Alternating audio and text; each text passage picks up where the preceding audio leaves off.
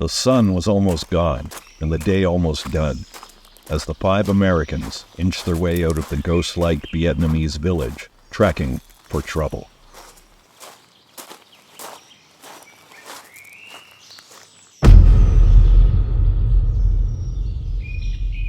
Trouble. Viet Cong trouble. A guy could feel it.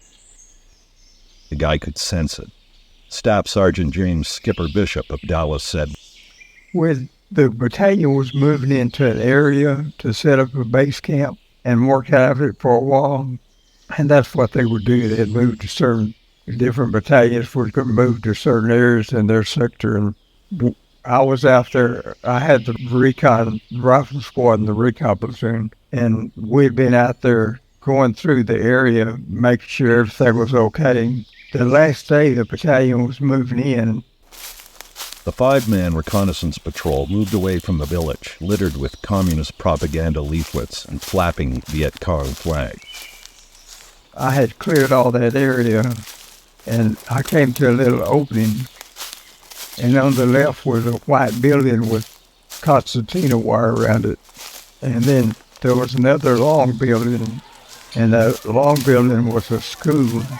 And as we walked through the opening, the schoolmaster was marching his little school kids someplace. I don't know where, but I wasn't worried about them. I wanted to get in that white building and see what was in it. And before I did, I needed to check the area. So we went around between the two buildings, and there was a road that teed right there. Between the village and a rubber plantation was a sweeping expanse of jungle clearing, with the grass clipped right down to the ground. Bishop and his men began creeping across the plantation.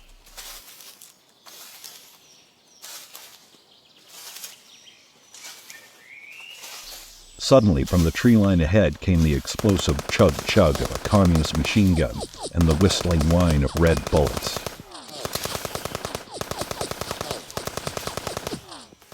Ambush. The North Vietnamese had a post set up there and a mounted machine gun. Bishop and his men hit the ground, clawing for cover. There was none.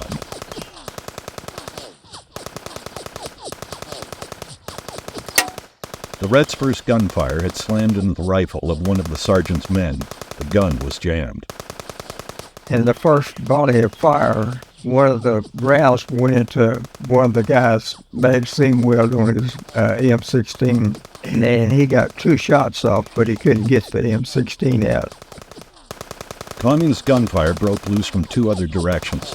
Bishop suddenly realized that the rifles of his other 2 men were jammed and wouldn't fire, and that their grenade launcher had also jammed up with a dud. He was the only one with a weapon that would fire. The other guy that was with me, his M16 jammed up, and I had an M79 grenade launcher, and he fired a grenade at him, but it never left the barrel. It got lodged in the barrel. I'd never seen that happen before, and within just a couple of seconds, I realized I was the only one there with a weapon that was working. We had 2 law missiles. I had one, and another guy had one, and I told him to drop that law where he was at, and he laid it on the ground. Across the street was a Phil Hoy plantation, and it was a rubber plantation. Bishop yelled to his men.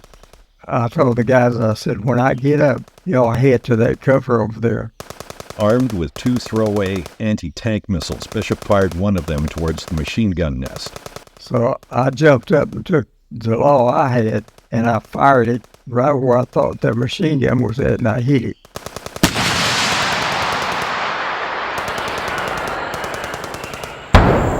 The blast found its mark and knocked out the gun. He then put down a withering blast of gunfire at the tree line where the Reds were entrenched.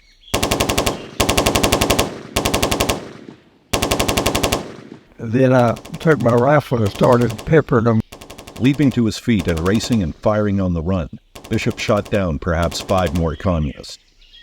I had 500 rounds around my waist. When everything was sitting down, I had 42 rounds left. But I was popping them just left and right. And finally, I got them into the woods.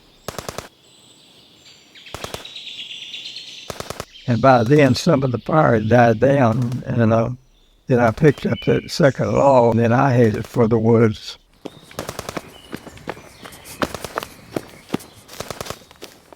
My log missile was like a bazooka, but it's shorter and it expands. It had to be a lieutenant that was in charge because he had a whistle, and he'd blow his whistle and guys would move certain positions. And it was getting north, and I couldn't see him, but I could see where his fire was coming from and where the whistle was coming from. So I took aim as far as I could down that way to the last tree I could see, and I fired that missile.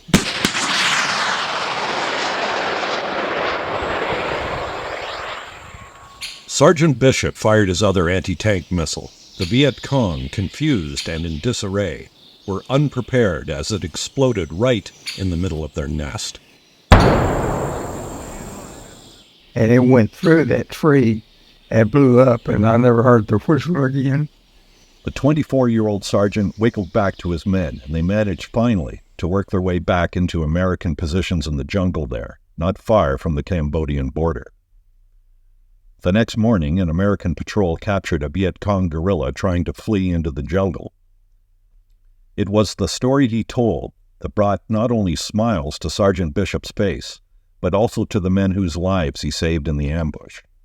The next day, we captured one of the guys that were there, and he said that I had killed 19 of them. And they captured him, 2 of them got away. The guerrilla said he was a member of a 22-man Red platoon that was waiting in ambush to slay Bishop and his men. Only 3 survived. The others, he said, were either killed on the spot or dragged away to die in the jungles.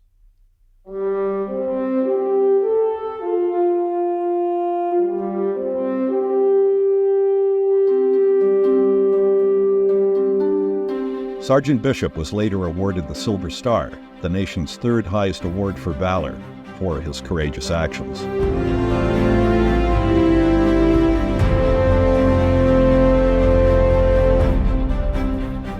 It was a war, and in war, you can fight or you can die. After earning the Silver Star, Bishop was granted a 45-day leave before assuming his new duties at Fort Polk, where he trained his troops for jungle warfare in South Vietnam. The sergeant brought home a letter for Vietnam, which was written by Major David Williams, his operations officer. The major's letter read, in part, "Upon your departure, I wish to extend my personal appreciation and offer my sincere thanks for the conscientious, resourceful, and talented leadership you have displayed throughout your tour with the Golden Dragons, in both Company B as a squad leader and as a reconnaissance platoon sergeant. Your bravery while under fire has become a legend within the battalion on such operations as Attleboro, Lanikai, and Fort Smith. As a fellow soldier, I recognize your deeds with envy